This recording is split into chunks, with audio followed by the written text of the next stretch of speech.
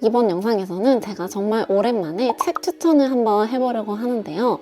제가 다시 책태기를 극복하고 최근에 재미있게 읽은 책들을 한번 소개를 해보려고 합니다. 그럼 시작해보도록 하겠습니다. 우선 첫 번째 책은요, 이꽃님 작가님의 죽이고 싶은 아이 1, 2입니다. 이 책은요, 카테고리 상으로는 청소년 소설로 분류되어 있어요.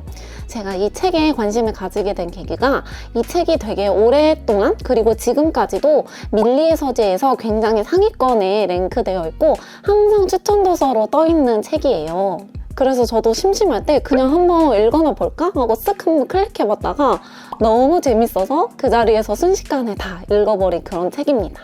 간단하게 줄거리를 말씀드리자면요, 학교 건물에서 발견된 여학생의 시신, 이 여학생을 죽인 범인은 누구인가, 이 범인을 찾아가는 그런 내용과 관련된 소설입니다. 흥미로운 게 이 사건의 진상과 관련된 주변 인물들을 인터뷰하는 방식으로 내용이 전개돼요. 인터뷰 형식으로 이렇게 내용을 주고받으면서 점점 단서를 밝혀나가는 게 좀 신기하고 재미있더라고요. 되게 몰입감이 좋다고 생각을 했어요. 청소년기의 우정, 진실과 소문, 마녀 사냥 이런 것들에 대해서 생각할 거리를 제공해주는 그런 소설이고요. 그리고 킬링타임용으로도 정말 내용을 재밌게 읽기에 딱 좋은 그런 소설입니다. 왜 계속 상위권에 있었는지 그리고 왜 계속 추천이 되었는지 알 것 같은 그런 책이었어요. 저는 너무 재밌게 1권, 2권 뚝딱 읽은 그런 책입니다. 그리고 두 번째 추천은요, 정혜연 작가님의 책인데요. 하나는 홍학의 자리이고 또 하나는 누굴 죽였을까입니다. 저는 처음에 이것도 밀리의 서재에서 홍학의 자리라는 작품으로 정혜연 작가님에 대해서 알게 되었고, 이 소설을 너무 재미있게 읽어서 바로 이어서 누굴 죽였을까라는 작가님의 다른 작품도 읽어보게 되었어요. 참고로 두 작품 간의 관련성은 전혀 없고요. 아예 다른 작품인데 저는 그냥 작가님의 다른 작품도 빨리 접해보고 싶어서 이 소설을 연달아서 읽게 되었습니다. 저는 사실 한때 일본 추리소설을 되게 좋아하던 시절이 있었어요. 추리소설이라는 게 사건이 전개되면서 범인은 누구인지 밝혀지고 그리고 사건의 실마리가 풀리고 단서들이 하나씩 발견되는 그 재미가 정말 쏠쏠하잖아요. 그리고 마지막에 풀리는 반전 한두 개로 인해서 소설의 카타르시스가 느껴지는 그런 것들이 정말 중독성이 있는 게 추리소설이라고 저는 생각을 했는데요. 근데 이런 추리소설의 특성상 한 번 책을 펼치면 놓기가 쉽지 않다는 그런 단점 아닌 단점이 저에게는 느껴지더라고요. 이러면서 한 번 책을 시작을 하면은 이거를 완독을 할 때까지는 내가 이 책을 끝까지 붙잡고 있어야 한다는 그런 것들이 좀 부담스럽게 다가오기도 했고, 간혹 가다가 스토리가 너무 꼬여있거나 너무 따라가기 어려운 그런 인물 관계 같은 것들이 나오면은 부담스럽게 다가오면서 조금 멀리하게 되는 경향이 점점 있더라고요. 그래서 제가 잠깐 추리소설을 조금 멀리하게 되었었는데, 제가 이 작품들을 다시 보면서 그래, 내가 이런 매력들 때문에 추리소설 좋아했었지 하면서 다시 재밌게 추리소설에 흠뻑 빠져들어서 읽었던 작품들입니다. 두 작품 모두 너무 재밌게 읽었는데요. 그래도 제 개인적으로는 누굴 죽였을까 보다 홍학의 자리가 조금 더 재밌었습니다. 그래서 만약에 둘 중에 한 권만 읽어보고 싶으신 분들께는 홍학의 자리를 조금 더 추천드리고요. 근데 두 권 다 너무 재밌으니까 둘 다 꼭 읽어보셨으면 좋겠어요.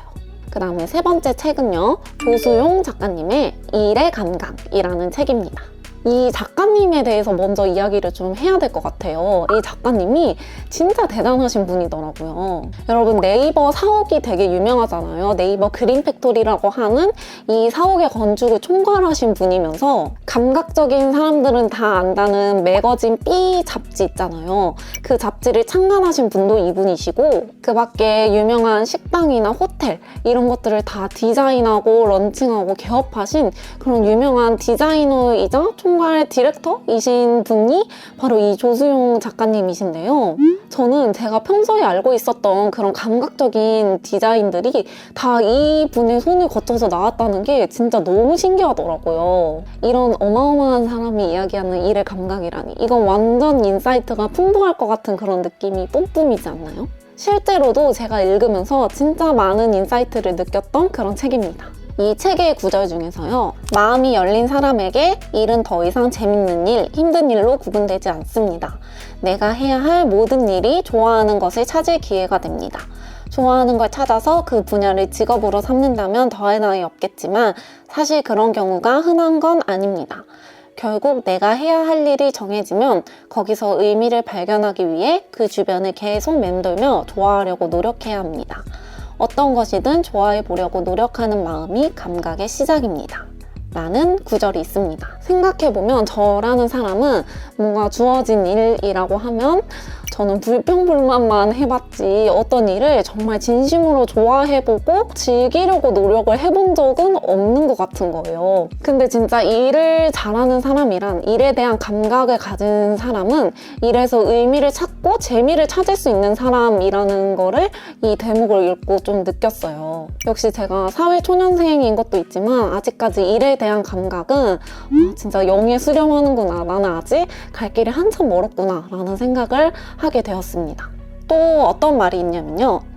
브랜드가 사람이라면 좋은 브랜드는 좋은 사람, 매력 있는 사람인 셈입니다. 그렇다면 우리는 어떤 사람을 보고 매력을 느낄까요? 착한 사람, 나쁜 사람이 아니라 소신 있는 사람입니다. 소신과 일관성을 가진 사람 곁에는 그를 좋아하는 사람이 조금씩 생기기 마련이고 그들이 확장되면 팬덤이 됩니다. 브랜딩의 다른 말은 소신을 찾아 나서는 과정입니다. 라는 말이 또 나오는데요. 저도 사실 유튜브를 한다는 거는 나름 1인 브랜딩을 좀 맛보기 하는 그런 수준의 일을 하고 있는 거잖아요. 그래서 이 소신, 일관성에 대해서 이야기한 부분이 좀 맞았던 것 같아요. 저는 특히 사람들의 피드백이나 반응이 점점 올수록 이 소신이라는 걸 지키기가 굉장히 어려울 수 있겠구나 라는 생각을 하게 되었는데요. 누구나 안 좋은 소리 듣기 싫고 미움받기 싫은 게 사람의 마음이잖아요. 근데 이런 말들에 내가 다 휘둘려서 정말 모든 걸 다 쳐내다 보면요. 영상을 만들려고 하다 보면은 진짜 영상에서 할 이야기가 없는 거예요. 영상을 만들 때도 이거 뭔가 이래서도 이걸 먹을 것 같고 이거는 이래서 뭔가 별로일 것 같고 이건 저래서 반응이 안 좋지 않을까? 이런 생각들을 하니까 뭘 하지를 못하겠는 거죠. 그래서 많은 유튜버들, 크리에이터들 그리고 연예인분들이 소신을 지키는 게 정말 어렵다라고 이야기를 하는 대목이 이런 부분하고 맞닿아 있는 것 같습니다.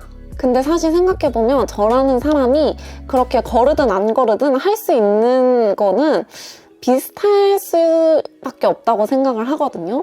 그래서 저는 제 위치에서 가능하면은 노력을 해서 최선의 방향으로 제가 보여줄 수 있는 거를 여러분께 보여드리는 게 가장 좋은 거라고 생각을 하게 되었어요. 브랜드가 됐건 사업이 됐건 뭐 작은 프로젝트가 됐건 내가 시작한 대로 이 소신을 좀 지켜나가는 것이 결국은 진짜 일 잘하는 사람의 나름의 정답이 될 수 있지 않을까 이런 생각을 하게 되었습니다. 그 다음 책은요. 넥스트 밸류라는 책입니다. 이 책은 저자가 신한카드 빅데이터 연구소예요. 여러분 신한카드에 이런 빅데이터 연구소가 있다는 거 알고 계셨나요? 저는 몰랐거든요. 이 책에서는요. 신한카드 사용 내역을 분석한 것을 바탕으로요. 좁게는 대한민국의 소비 트렌드, 넓게는 우리나라 문화와 경제 전반을 아우러서 그 변화를 해석해주고 나아가서 앞으로의 비전을 제시해주는 그런 책입니다. 저는 굉장히 흥미롭고 재밌게 읽었어요. 사실 저는 이 책을 읽기 전부터 신한카드라는 회사가 유독 다른 카드사들보다 조금 더 트렌디한 회사라고 생각을 해왔었어요. 왜냐면 신한카드에서 새롭게 선보이는 그런 카드 프로모션이나 이런 이벤트들이 굉장히 요즘 트렌드에 잘 맞는 그런 이벤트들이라고 저는 생각을 했었거든요. 제가 실제로 굉장히 좋아하는 최고심 체크카드부터 뭐 짱구 아니면 산리오 이런 것처럼 요즘 MZ들이나 아니면은 어린 아이들까지도 좋아하는 그런 캐릭터들을 굉장히 신한카드에서 캐치를 잘 해서 콜라보레이션을 굉장히 많이 하더라고요. 근데 이 책을 읽고 나니까 저는 이런 콜라보레이션들이 그냥 나온 게 아니고 이런 신한카드 빅데이터 연구소와 같은 특별한 기구와 전략에서 비롯된 것이지 않았나 이런 생각을 좀 하게 되었습니다. 한 기업이라는 것이 잘 되는 데에는 특히 이런 시류를 잘 읽어내고 날카로운 해석을 해서 비전을 제시해내는 팀이 꼭 필요하다는 거를 생각을 하게 되었어요. 이런 재미있는 시선을 저 같은 일반 시민들도 함께 나눌 수 있게 책까지 내주었다는 게 너무 고마울 따름이더라고요. 트렌드에 대한 책이 우리나라에서 굉장히 연말 연초마다 굉장히 유행을 하잖아요. 근데 저는 다양한 트렌드에 관한 책이 있지만 이렇게 기업의 관점에서 빅데이터라는 수치를 가지고 분석을 해낸 트렌드 책은 또 굉장히 신선하게 다가왔고 굉장히 잘 만든 책이라고 생각을 했습니다. 그 다음 책은요, 애플에서는 단순하게 일합니다 라는 책입니다. 저는 사실 학교에서 일을 하다 보니까 다른 직장인들은 어떻게 일을 하는지 이런 게 굉장히 평소에 궁금했던 사람이에요. 그리고 특히 애플이라고 하면은 진짜 우리가 누구나 가고 싶어하는 세계 최고의 대기업이자 IT 기업이잖아요. 이런 기업들은 기업 문화조차 남다르다고 많이 이야기하고 정말 선망하는 기업 문화를 가지고 있다고 하는데 과연 어떤 기업일지 이런 것들이 너무 궁금해져서 이 제목을 보는 순간 저도 빌리게 되었습니다. 이 책을 읽고 제가 알게 된 것 중에 좀 흥미로웠던 부분이 있는데요.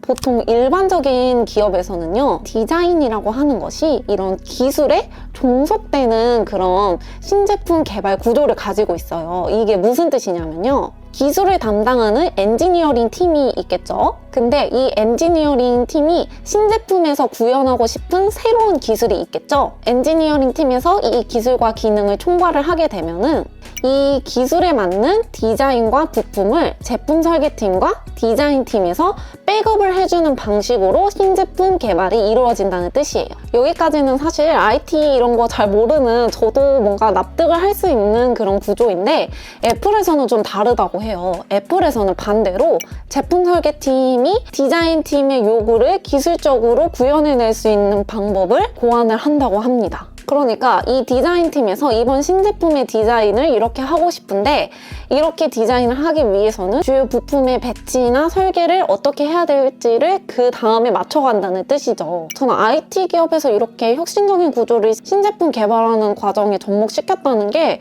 굉장히 신기하다고 느꼈어요. 그리고 어떻게 보면은 이게 소비자가 애플을 좋아하는 이유일 수도 있겠다라고 생각을 하게 됐어요.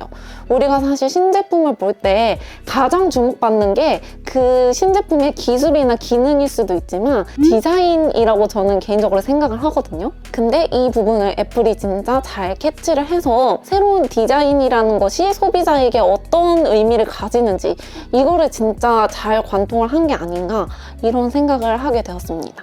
이런 식으로 애플이라는 기업에서는 어떤 식으로 일을 하는지 정말 뛰어난 인재들만 간다는 애플에서는 어떤 사람들이 일하고 어떤 방식으로 일하는지 궁금하신 분들은 이 책을 읽어보시면 도움이 될 것 같습니다. 그 다음에 마지막 책은요, 아웃풋 트레이닝이라는 책입니다. 이 책은요, 한마디로 정리를 하자면 인풋 과잉의 시대에서 아웃풋의 중요성에 대해서 일깨워주고 이 아웃풋을 구체적으로 실천할 수 있는 방법 그리고 이것과 관련된 다양한 이론과 지식들에 대해서 설명을 해주는 책이에요. 예를 들어서 이 책에 나와 있는 내용 중에서 어느 정도 긴장을 해야 기량이 상승합니다. 적당한 긴장 상태에서만 분비되는 노르아드레날린이라는 물질이 집중력과 판단력을 높여서 뇌의 작용을 비약적으로 상승시켜주기 때문입니다. 긴장하면 내 기량이 올라갔구나 라고 조용히 속삭입시다.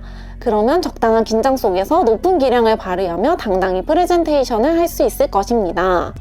그러니까 우리가 긴장을 하면은 노르아드레날린이라는 물질이 나와서 실제로 일의 수행 능력이 조금 좋아진다는 뜻이기 때문에 이 긴장을 너무 두려워할 필요가 없다는 과학적인 지식을 기반으로 이야기를 해주는 건데요. 이런 식으로 아웃풋과 관련된 다양한 재미있는 지식들을 설명을 해주면서 실제로 이걸 어떻게 내 삶에 적용을 시켜서 인풋보다는 아웃풋에 초점을 맞춰서 더 생산적인 삶을 살아갈 수 있을 것인가 이것에 대해서 이야기를 해주는 책이에요. 또 어떤 재밌는 내용이 있냐면요.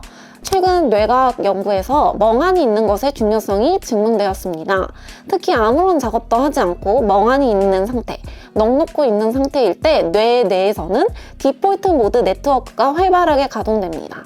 디폴트 모드 네트워크란 말하자면 뇌의 스탠바이 상태입니다. 뇌 내에서 자신의 미래를 더 좋게 만들기 위한 준비를 하는 것입니다. 디폴트 모드 네트워크를 가동시키고 멍하니 있을 때 뇌 내에서는 평소 뇌가 활동할 때보다 15배나 많은 에너지가 소비된다는 사실이 밝혀졌습니다. 즉, 뇌는 활동할 때보다 멍하니 있는 상태가 더 중요한 셈입니다. 요즘 여러분 시도 때도 없이 가만히 있는 거 진짜 못하는 사람들이 많잖아요.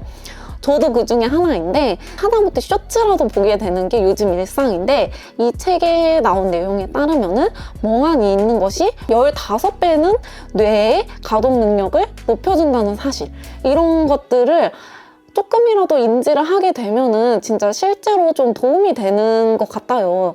그리고 이 책에서 진짜 전하고 싶은 핵심 메시지가 바로 책을 100권 읽어도 아웃풋을 하지 않으면 현실 세계는 조금도 달라지지 않습니다. 이 문장이라고 저는 생각을 하는데요. 제가 1년 전쯤에 아웃풋 법칙이라는 책을 읽고 나서 아웃풋의 중요성을 깨달은 다음에 이 유튜브 채널을 만들어서 유튜브 영상을 올리기 시작을 했어요. 근데 한 1년쯤 지나고 나니까, 사실 1년도 조금 안 됐죠? 그런 시간이 조금 지나고 나니까 이 열정이나 이런 처음 책을 읽었을 때 느꼈던 이런 인사이트들이 조금 사그라들기 시작을 하더라고요. 근데 이런 시점에서 다시 이 아웃풋 트레이닝이라는 책을 만나고 나니까 뭔가 다시금 그때 동기부여가 되는, 다시 살아나는 그런 느낌을 다시 받았어요. 특히 문장들이 지루하지 않고 강조점들이 잘 표시되어 있고 다양한 그림이나 도표같이 이 책을 지루하게 읽지 않게 하기 위한 작가의 노력이 잘 돋보이는 그런 책이었고요. 그만큼 책이 진짜 술술 읽히더라고요. 이게 분량이 그렇게 짧지는 않은데 저는 앉은 자리에서 진짜 몇 시간 안에 후루룩 다 읽은 책이었어요. 사실 아웃풋이나 동기부여, 또 자기계발 이런 거 좋아하시는 분들께는 엄청 특별하거나 새로운 내용이랄 게 또 없을 수도 있어요. 사실 그 내용이 그 내용이라고 저는 생각을 하는 부분이 일면 있기는 한데요. 사실 저는 그것보다 중요한 게 다 아는 내용이더라도 그거를 얼마만큼 전달력 있게 독자들한테 전달을 해주느냐, 아니면은 그거를 어떻게 내 실천에 녹여들 수 있게끔 잘 정리를 해서 전달을 해주느냐, 이런 게 더 중요하다고 생각을 하기 때문에 그런 면에서 이 작가는 저에게만큼은 그런 의도를 잘 전달을 한 책이었다고 저는 생각을 합니다. 네, 이렇게 영상을 다 찍을 때쯤 되니까 해가 점점 이렇게 각도가 바뀌면서 제가 조금 눈부셔지고 있는데요. 이번 영상에서는 이렇게 제가 최근에 읽었던 책들 중에서 여러분과 좀 나눠보고 싶은 책의 내용들에 대해서도 간단하게 언급을 해보았고요. 그리고 추천드리는 책들에 대해서 한번 이야기해보는 시간을 가졌습니다.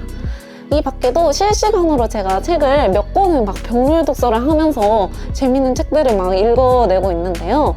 그래서 또 가능하면은 빠른 시일 내에 재밌는 책 추천 영상으로 다시 돌아오도록 하겠습니다. 네, 이번 영상도 시청해주셔서 감사하고요. 다음 영상에서 더 유익하고 재밌는 영상으로 돌아오도록 하겠습니다. 안녕.